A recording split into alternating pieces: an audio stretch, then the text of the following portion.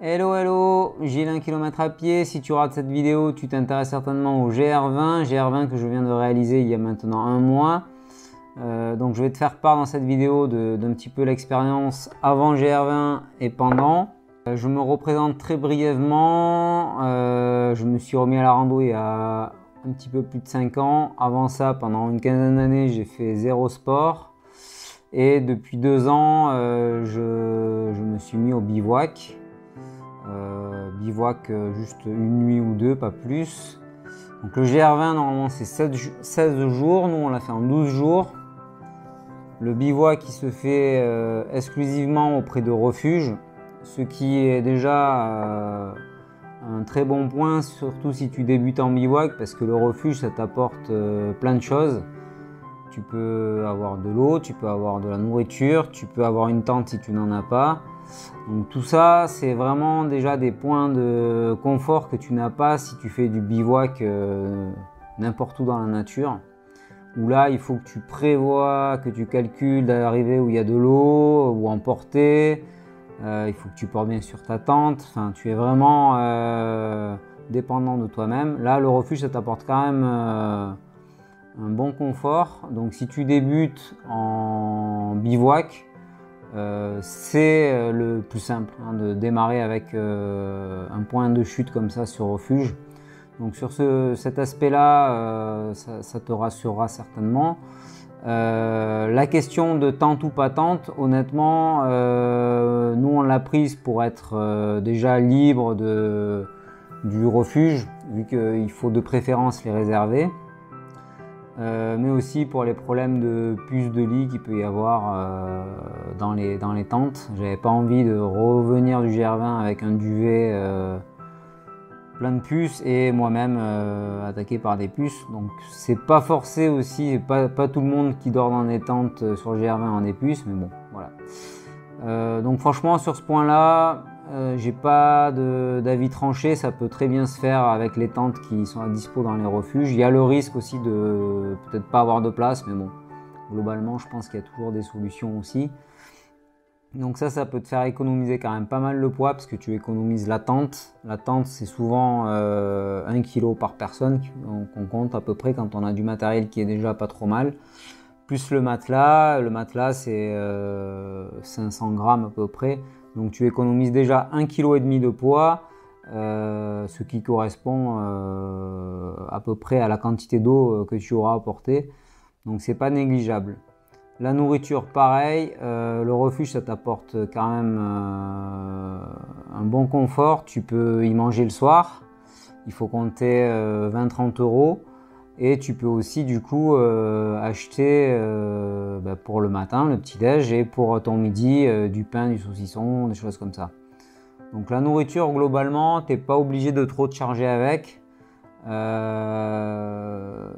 voire pas du tout. Après, c'est toujours confortable d'avoir quand même un petit peu de secours. Donc un petit réchaud léger avec quelques lyophilisés.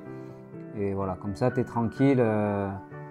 Ça peut arriver qu'au refuge tu arrives très tard le soir et qu'ils ne servent plus ou ce genre de choses. Bon, pareil, je pense qu'ils trouvent toujours des petites solutions. Mais c'est confortable de te dire que tu n'es pas stressé en fin de journée si tu arrives tard parce que tu as toujours ton lyophilisé sur toi, donc tu es tranquille. Voilà sur la partie un petit peu organisation, bouffe et couchage. Après, sur la partie physique et mentale, le GR20 c'est comment? C'est réputé le plus dur d'Europe. Moi avant de partir, j'avais regardé beaucoup de vidéos sur le GR20. Je rejoins quelques personnes qui disent que le GR20 est annoncé comme le plus dur car il y a beaucoup de gens qui arrêtent. Et beaucoup de gens arrêtent le GR20 à mon sens parce que c'est pas des personnes qui devraient normalement faire le GR20 quoi. J'ai croisé beaucoup de monde qui ont des sacs de 20 kg plus un sac devant, des conditions physiques pas du tout adaptées pour faire 15 jours de marche. C'est des gens qui se lancent des défis comme ça un petit peu fous. Des fois ça passe, des fois ça passe pas. Au total, ça fait que sur 30 000 personnes qui font le GR20 sur un an, il y en a je sais pas combien qui arrêtent.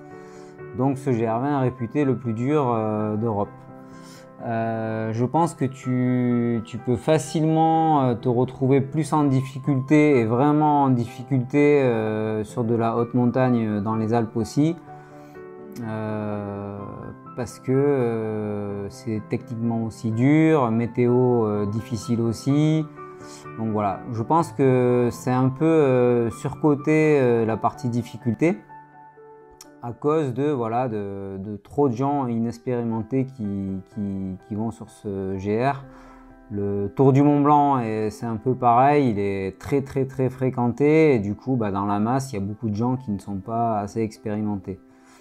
Sinon, si tu fais de la rando régulièrement, que faire 20 bornes dans une journée avec 1500-2000 de dénive, ça te pose pas trop de problèmes.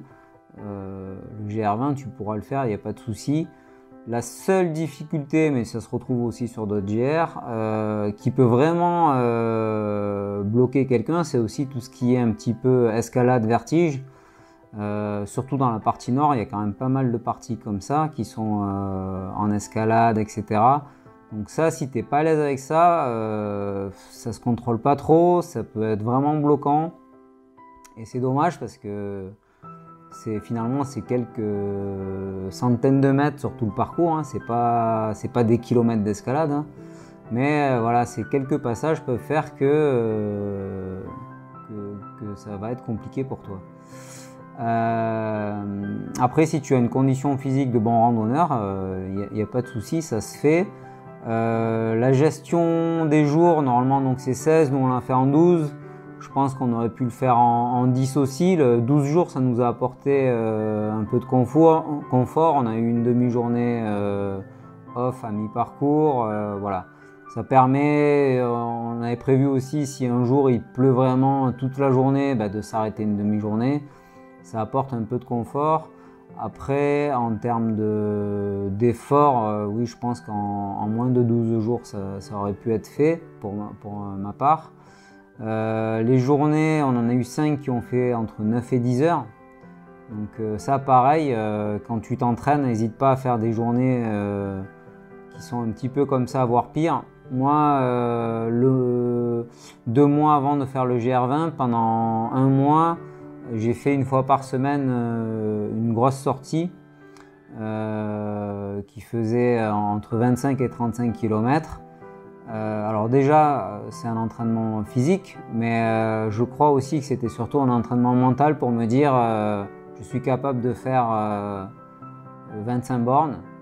Et du coup, une fois que tu es sur le GR20 et que tu as une journée qui s'annonce avec 25 bornes, ça ne te fait pas peur, tu sais que tu peux le faire et tu vas y arriver.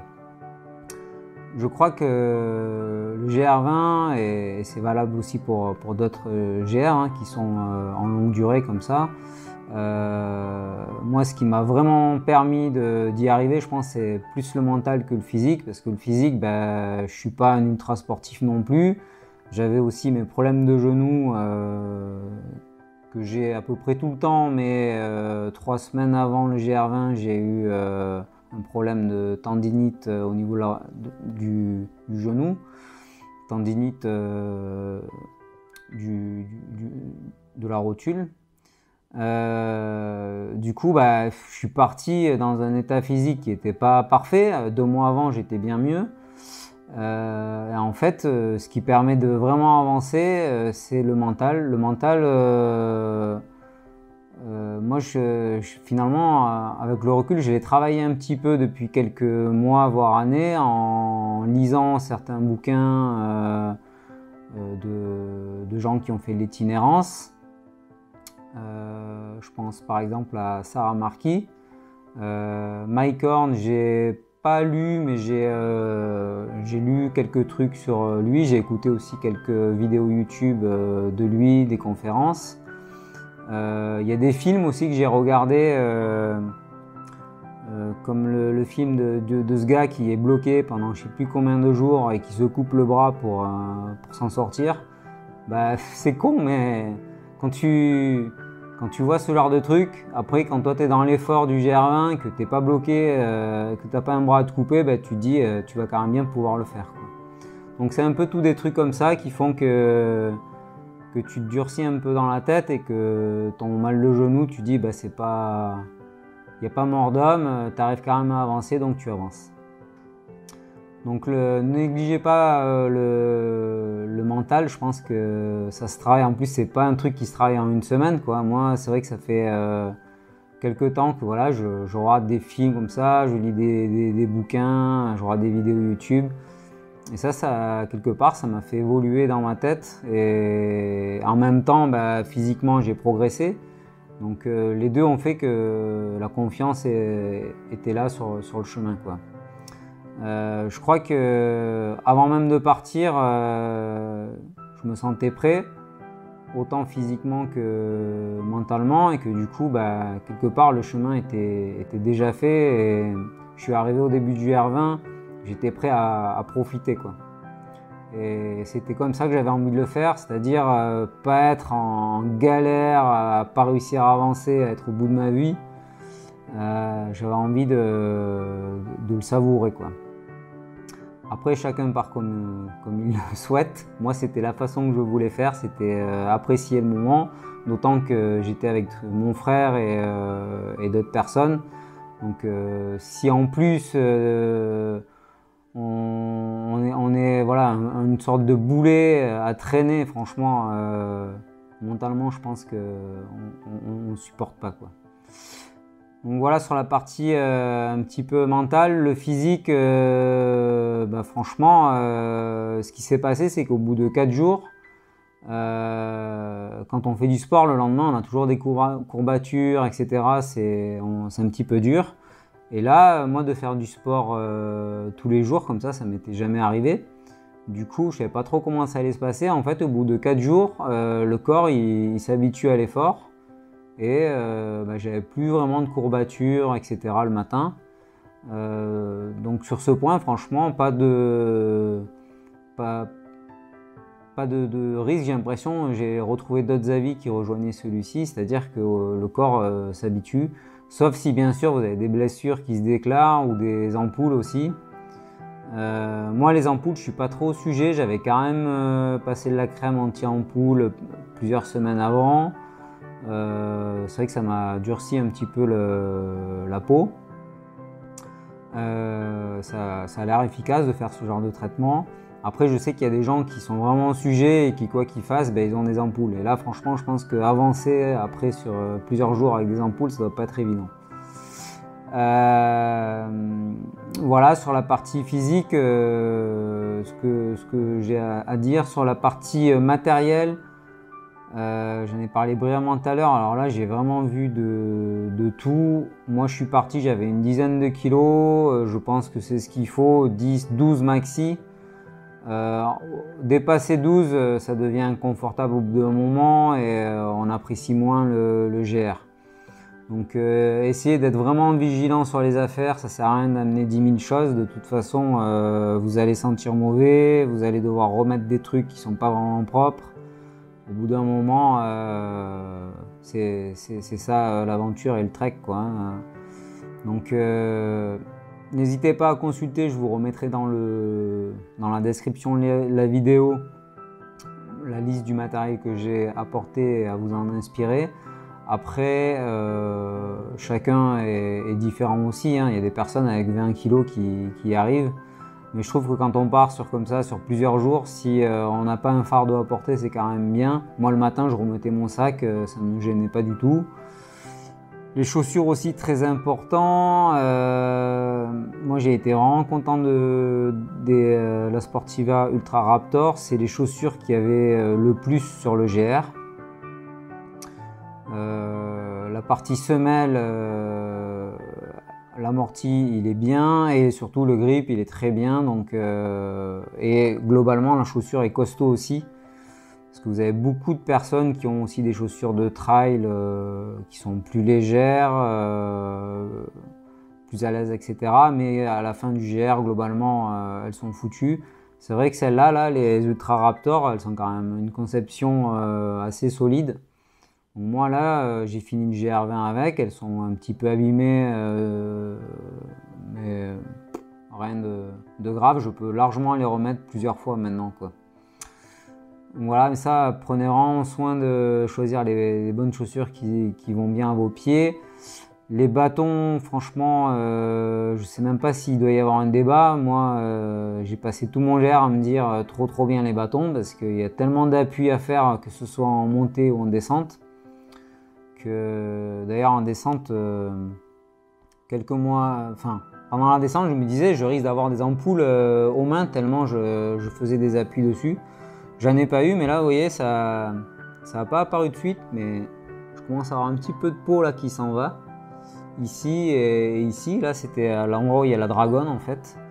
Donc ça m'a fait ça là. Et c'est apparu là, presque un mois après quoi. Donc les bâtons, vraiment importants. La gestion de l'eau, ça peut vraiment être un problème. Moi, début juin, j'avais uniquement 1 litre en flasque avec filtre, et je crois que j'en ai eu besoin 2 ou 3 fois. J'avais également une petite flasque pour les journées où on était uniquement sur les crêtes et donc sans eau accessible. Mais le GR20, du coup, si vous le faites en période très chaude où il n'y a plus de ruisseaux, etc., ça peut vraiment être un handicap en plus, hein. La chaleur plus portée de l'eau. Franchement, moi, il y a par exemple la montée d'Ascaux vers le Cinto. Moi, je l'ai fait dans l'autre sens vu que j'ai fait le GR20 du sud vers le nord. Mais si vous faites le sens nord-sud de Ascaux à Monte-Cinto ou juste au col des Éboulis, là, il n'y a quasiment pas d'eau. Franchement, cette montée-là, en pleine canicule, sans eau, du coup avec de l'eau que vous allez devoir porter, elle doit vraiment être assez mémorable, je pense que vous vous en souviendrez. Donc peut-être privilégier effectivement, moi le début de saison j'ai bien aimé pour ça, parce alors cette année il y a eu beaucoup de neige aussi qui fondait, donc beaucoup d'eau, mais c'est vrai que d'avoir de l'eau facilement à disposition, c'était un gros plus. Et c'est vrai que la Corse, après l'été, souvent c'est plus sec aussi, c'est moins joli. Donc je pense que j'étais vraiment content de partir en juin.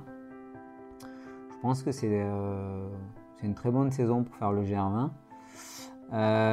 Juillet-août, plus compliqué avec la chaleur, voilà. Voilà, sinon, moi personnellement, ça m'a quand même l'objectif de faire le GR20. Je m'étais dit, si j'arrive à faire le GR20, après, je peux faire un peu tout et n'importe quoi en termes de GR, de trek, etc. Et c'est vrai et c'est faux parce que GR20, comme j'en parlais en début de la vidéo, il y a quand même la logistique refuge qui aide énormément. Donc si moi maintenant repartir sur des GR où je vais aller de refuge en refuge, honnêtement, je crois pas que j'aurai de problématiques particulières. Je me sens très à l'aise avec ça. Là par contre, ça sera ma prochaine vidéo.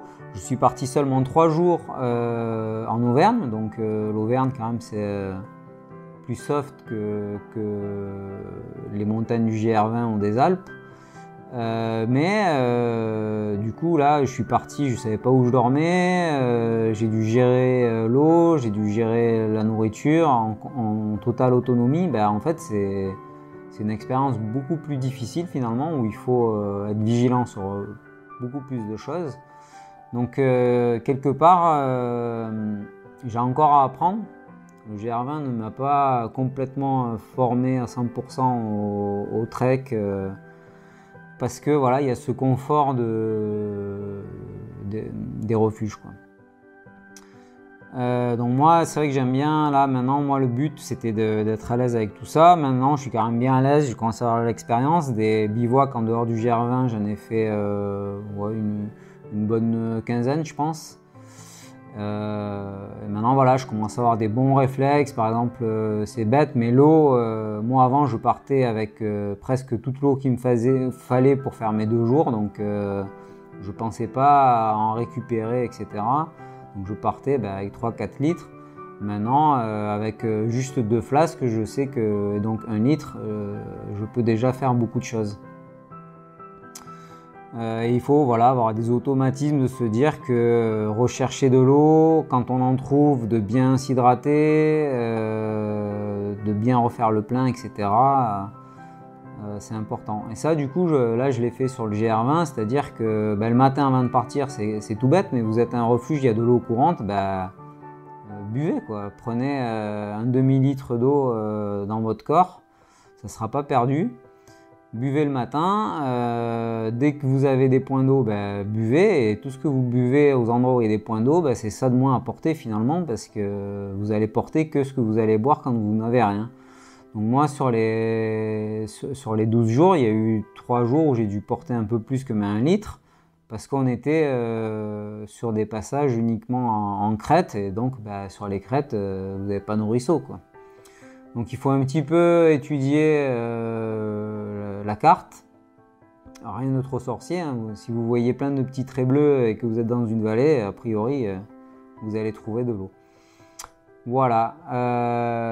Si vous avez des questions au niveau de mon GR20, du GR20 globalement, moi je vous invite à regarder en description, je vous remets plusieurs vidéos. Il y en a une qui a été faite sur la préparation, il y en a une qui est sur le choix des chaussures, une sur le GR20 Sud, GR20 Nord, et 2 vidéos sur le matériel. Il y en a une qui est très complète et une deuxième que j'ai fait juste avant le départ parce que j'ai optimisé un petit peu le tout et j'ai gagné un petit kilo. Donc je vous mets le lien de toutes ces vidéos en description, n'hésitez pas à les consulter et n'hésitez pas surtout à me poser des questions en commentaire sur quel que soit le sujet relatif au GR20. En tout cas, moi, là je reviens de 3 jours de trek en Auvergne où j'ai pas mal marché, j'ai encore bien la forme. Je ne savais pas du tout comment j'allais revenir du GR20, si j'allais être crevé pendant un mois ou pas. Là je me suis un petit peu reposé les semaines qui ont suivi, j'ai pas fait d'efforts. Et là je suis reparti nickel chrome. J'étais bien content de ma petite escapade en Auvergne. Donc je vous invite à vous abonner, activer la cloche, ça sera la prochaine vidéo après celle-ci. Bye bye!